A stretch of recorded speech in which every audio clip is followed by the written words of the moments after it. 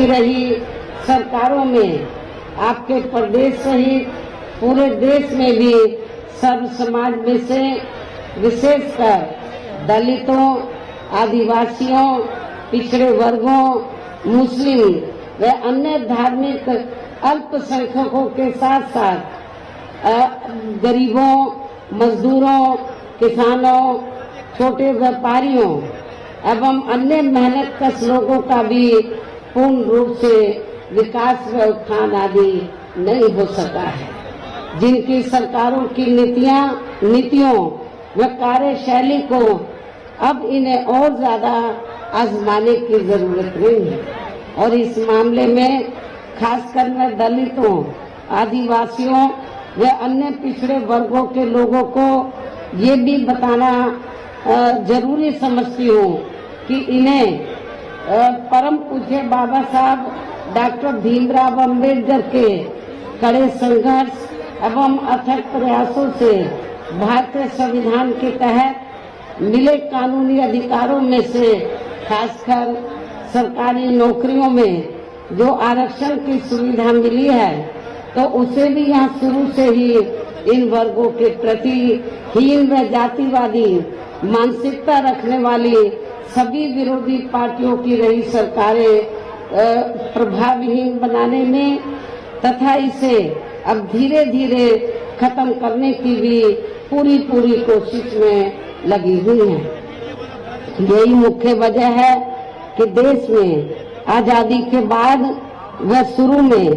केंद्र व अधिकांश राज्यों में भी काफी लंबे अरसे तक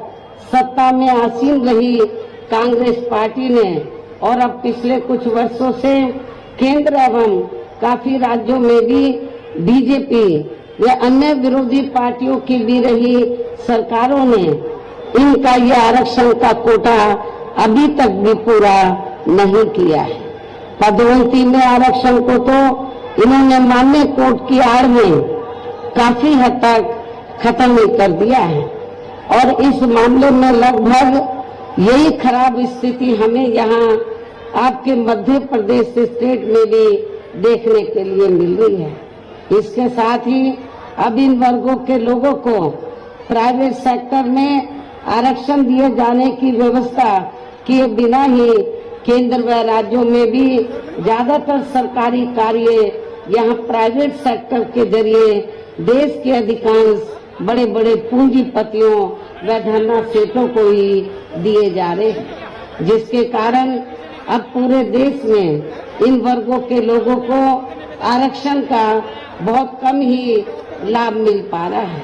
और इससे अब पूरे देश में दलितों व आदिवासियों के साथ साथ अन्य पिछड़े वर्गों को भी काफी ज्यादा नुकसान हो रहा है। जबकि अन्य पिछड़े वर्गों के लोगों को ये भी मालूम होना चाहिए कि इन्हें मंडल कमीशन की रिपोर्ट के तहत आरक्षण की ये सुविधा केंद्र में कांग्रेस पार्टी की रही सरकार में नहीं मिली है, बल्कि बीएसपी के कड़े संघर्ष एवं अथक प्रयासों से ही केंद्र में रही श्री बीपी सिंह की सरकार में इन्हें ये सुविधा मिली है, जिसका अब यहाँ जातिवादी विरोधी पार्टियों की सरकारें इन्हें पूरा लाभ नहीं दे पा रही है। और यहाँ मैं आप लोगों को ये भी बता देना चाहती हूँ, अब चुनाव के दौरान खास तौर से कांग्रेस पार्टी के बड़े नेता के अति पिछड़े वर्ग को पूरा लाभ दिलाने जातीय जनगणना होनी चाहिए, जातीय जनगणना, लेकिन शायद इन्हें ये मालूम होना चाहिए और अपने लोगों को भी ये मालूम होना चाहिए कि जब अंग्रेजों के जाने के बाद केंद्र में लंबे अरसे तक कांग्रेस पार्टी पावर में रही तो कांग्रेस पार्टी की हुकूमत के दौरान सबसे पहले पिछड़े वर्ग के लोगों को आरक्षण देने के लिए तो जो सर्वे हुआ था, काका कालेलकर की रिपोर्ट आई, उसे कांग्रेस पार्टी की सरकार ने उस समय लागू नहीं किया। उसके बाद मंडल कमीशन की रिपोर्ट आई, उसे कांग्रेस पार्टी की सरकार ने लागू नहीं किया। तो जो कांग्रेस पार्टी अति पिछड़े वर्गों की मंडल कमीशन की रिपोर्ट को जिसने लागू नहीं किया, काका कालेलकर की रिपोर्ट को लागू नहीं किया, आज वो चुनाव के दौरान पिछड़े वर्गों की वोट लेने के लिए जो बड़ी बड़ी बातें कर रहे हैं जातीय जनगणना की, मेरे ख्याल आप लोगों को इनकी हवाई बातों के बहकावे में नहीं आना चाहिए, खास तौर से पिछड़े वर्ग के लोगों को। और पिछड़े वर्ग के लोगों को जो आरक्षण की सुविधा मिली है तो ये देन बीएसपी की है। बीएसपी के अथक प्रयासों से श्री बीपी सिंह की सरकार में तो ये सुविधाएं नहीं मिली है। इसके साथ ही श्री बीपी सिंह की सरकार में इन वर्गों के मसीहा परम पूज्य बाबा साहब डॉक्टर भीमराव अंबेडकर को भी यहाँ भारत रत्न की उपाधि से सम्मानित किया गया, जिसके लिए वो हर प्रकार से पात्र भी थे। यानी कि कांग्रेस पार्टी ने लंबे अरसे तक पावर में रहकर बाबा साहब को भारत रत्न की उपाधि देना उचित नहीं समझा। तो ये बीपी सिंह की सरकार में बीएसपी के अथक प्रयासों से बाबा साहब डॉक्टर अंबेडकर को इस उपाधि से सम्मानित किया गया, जो बहुत पहले ही इनको ये सम्मान मिल जाना चाहिए था, जिसके लिए विशेषकर इतना जो डिले हुआ, तो जिसके लिए विशेषकर कांग्रेस पार्टी प्रमुख तौर से जिम्मेवार व कसूरवार भी है। इससे इन वर्गों के प्रति इस पार्टी की हीन व जातिवादी मानसिकता साफ झलकती है, जिसने फिर इनके कार्यों को आगे बढ़ाने वाले व हर मामले में समर्पित व्यक्तित्व मान्यवर श्री कांशीराम जी के देहांत होने पर केंद्र में रही इसी कांग्रेस पार्टी की सरकार के चलते एक दिन का भी राष्ट्रीय शोक घोषित नहीं किया गया था। इसे भी आप लोगों को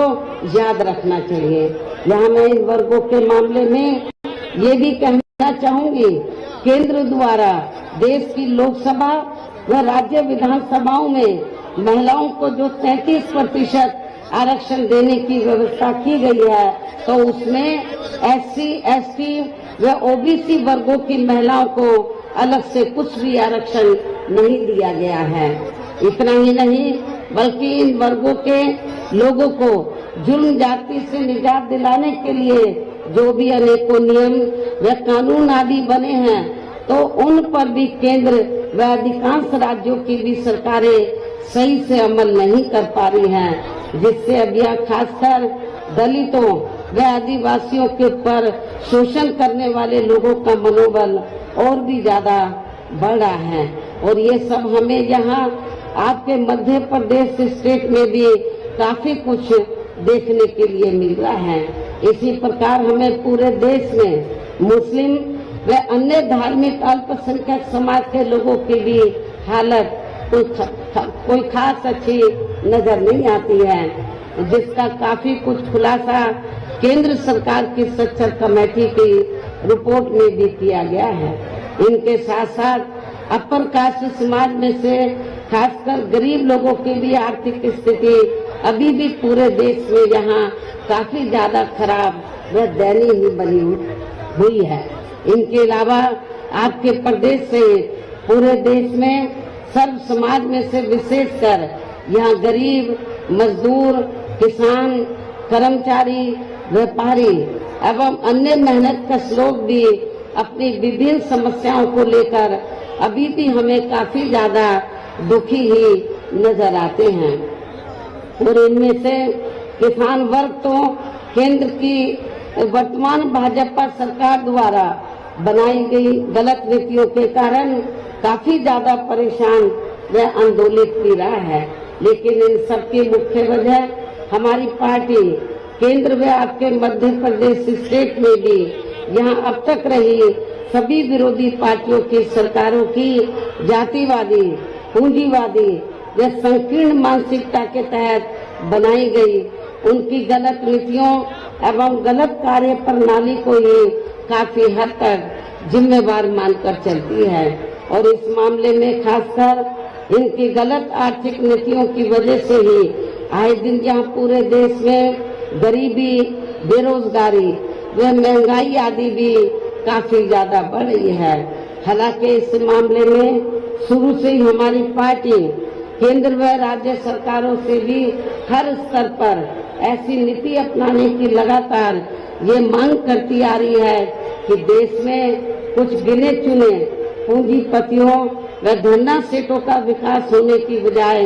बल्कि यहाँ गरीब व आम लोगों का ही विकास होना चाहिए। तभी फिर सही मायने में यहाँ की आम जनता अपने गरीबी, बेरोजगारी, महंगाई व अन्य और भी हद तक निजात पा सकती है। इसके साथ साथ अब अपने देश में भ्रष्टाचार भी हर स्तर पर काफी ज्यादा बढ़ा है, जिससे आपका खुद का अपना मध्य प्रदेश स्टेट भी अछूता नहीं रहा है। और इन सब के लिए हमारी पार्टी आजादी के बाद से लेकर अभी तक केंद्र व देश के अधिकांश राज्यों में तथा आपके खुद के अपने मध्य प्रदेश स्टेट में भी ज्यादातर सत्ता यहाँ गलत पार्टियों में से खासकर कांग्रेस, बीजेपी व इनकी सहयोगी पार्टियों के हाथों में ही आने को मानकर चलती है। और इन सभी विरोधी पार्टियों को हमारी पार्टी इसलिए भी जिम्मेवार मानकर चलती है क्योंकि आजादी के बाद से लेकर अभी तक लगभग ये सभी विरोधी पार्टियां केंद्र व देश के अधिकांश राज्यों में भी ज्यादातर यहाँ बड़े बड़े पूंजीपतियों व आर्थिक मदद से सत्ता में आती रही हैं। और सत्ता में आ जाने के बाद फिर ये पार्टियां अधिकतर मामलों में अपनी आर्थिक एवं अन्य सभी नीतियां यहाँ आम जनता की समस्याओं को दूर करने के हिसाब से तैयार नहीं करती हैं, बल्कि देश के उन बड़े बड़े पूंजीपतियों व धन्ना सेठों को ही फायदा पहुंचाने के हिसाब से अपनी अधिकांश नीतियां जिनके धन व बल से चुनाव लड़कर ज्यादातर ये पार्टियां केंद्र व आपके राज्य सहित देश के अन्य राज्यों में भी अभी तक यह सत्ता में आती रही हैं, जिसके कारण अब पूरे देश में व आपके खुद के अपने प्रदेश में भी अभी भी हमें यहाँ सर्व समाज के लोग अधिकांश मामलों में अपनी विभिन्न समस्याओं को लेकर काफी ज्यादा दुखी व परेशानी नजर आते हैं, जबकि पूरे देश में बीएसपी ही अकेली एक ऐसी पार्टी है जो विरोधी पार्टियों की तरह देश के बड़े बड़े पूंजीपतियों व धन्ना सेठों की आर्थिक मदद से नहीं बल्कि अपनी पार्टी के ही आम कार्यकर्ताओं की आर्थिक मदद से चुनाव लड़कर या केंद्र व राज्यों की सत्ता में आना चाहती है, ताकि हमारी पार्टी के बाद फिर बिना किसी दबाव के वे आजाद होकर सर्व समाज के लोगों की सभी समस्याओं का समाधान करके उन्हें हर मामले में वे हर स्तर पर खुशहाल बना सके। और इसी आधार पर चलकर ही आबादी के हिसाब से देश के सबसे बड़े प्रदेश उत्तर प्रदेश में 4 बार हमारी पार्टी ने अपने नेतृत्व में यहाँ सरकार भी बनाई है। और हमने अपनी सभी चारों नई सरकारों में अपनी पार्टी की विचारधारा एवं सिद्धांतों के तहत चलकर वैसे तो यहाँ सब समाज के हितों का पूरा ध्यान रखा है, लेकिन सभी मामलों में प्राथमिकता पहले हमने वहाँ सर्व समाज में से विशेषकर उन दलितों, आदिवासियों, पिछड़े वर्गों, मुस्लिम व अन्य धार्मिक अल्पसंख्यक समाज के लोगों को तथा गरीब एवं असहाय लोगों को ही दिया है, जिनके यहाँ हर मामले में व हर स्तर पर सभी विरोधी पार्टियों की रही सरकारों में उनकी हीन, जातिवादी, संकीर्ण व पूंजीवादी सोच होने के कारण काफी ज्यादा उपेक्षा की गई है। इसके साथ साथ हमने उत्तर प्रदेश में गरीब एवं बेरोजगार लोगों को दूसरी पार्टियों की रही सरकारों की तरह मामूली सा बेरोजगारी भत्ता न देकर उन्हें बड़ी तादाद में सरकारी व गैर सरकारी क्षेत्रों में स्थायी रोजगार भी उपलब्ध कराए हैं। साथ ही गरीब भूमिहीन लोगों को खेती करने के लिए उन्हें फ्री सरकारी जमीन भी दी है, जिससे वहाँ लाखों गरीब लोगों को फायदा पहुंचा है। इसके अलावा हमारी पार्टी की रही सरकार ने वहाँ विभिन्न क्षेत्रों में लगे लोगों के साथ साथ छात्रों, युवाओं, महिलाओं व बुजुर्गों आदि के हितों में भी अनेकों महत्वपूर्ण व ऐतिहासिक कार्य किए हैं, जिनसे उन्हें काफी ज्यादा लाभ पहुंचा है। और अब विरोधी पार्टियां उसकी नकल तो कर रही हैं, लेकिन नीयत साफ नहीं है, उसका फायदा उनको सही मायने में पहुंचाने में वो सक्षम नहीं है। साथ ही हमने उत्तर प्रदेश में सर्व समाज के लोगों के ऊपर किसी भी प्रकार की कोई जुल्म जाति आदि भी नहीं होने दी है, बल्कि हमारी पार्टी की रही सरकार ने वहाँ जुल्म जाति करने वाले लोगों को बिना कोई देरी किए हुए उन्हें तुरंत ही जेल की सलाखों के अंदर भेजा है। सरकार में उनकी सही व असली जगह होती है, जिसकी यहाँ के प्रदेश में भी देश को आजाद हुए व भारतीय संविधान को भी लागू हुए अब यहाँ वर्षों बीत चुके हैं। और इस लंबी अवधि में केंद्र व आपके प्रदेश में भी यहाँ विभिन्न विरोधी पार्टियों की सरकारें रही हैं, लेकिन दुख की बात यह है कि इस दौरान यहाँ सभी विरोधी पार्टियों की रही सरकारों में आपके प्रदेश सहित पूरे देश में भी सर्व समाज में से विशेषकर दलितों, आदिवासियों, पिछड़े वर्गों, मुस्लिम व अन्य धार्मिक अल्पसंख्यकों के साथ साथ गरीबों, मजदूरों, किसानों, छोटे व्यापारियों एवं अन्य मेहनतकश लोगों का भी पूर्ण रूप से विकास व उत्थान आदि नहीं हो सका है। जिनकी सरकारों की नीतियों व कार्यशैली को अब इन्हें और ज्यादा आजमाने की जरूरत नहीं है। और इस मामले में खासकर मैं दलितों, आदिवासियों व अन्य पिछड़े वर्गों के लोगों को ये भी बताना जरूरी समझती हूँ कि इन्हें परम पूज्य बाबा साहब डॉक्टर भीमराव अंबेडकर के कड़े संघर्ष एवं अथक प्रयासों से भारतीय संविधान के तहत मिले कानूनी अधिकारों में से खासकर सरकारी नौकरियों में जो आरक्षण की सुविधा मिली है, तो उसे भी यहाँ शुरू से ही इन वर्गों के प्रति हीन व जातिवादी मानसिकता रखने वाली सभी विरोधी पार्टियों की रही सरकारें प्रभावहीन बनाने में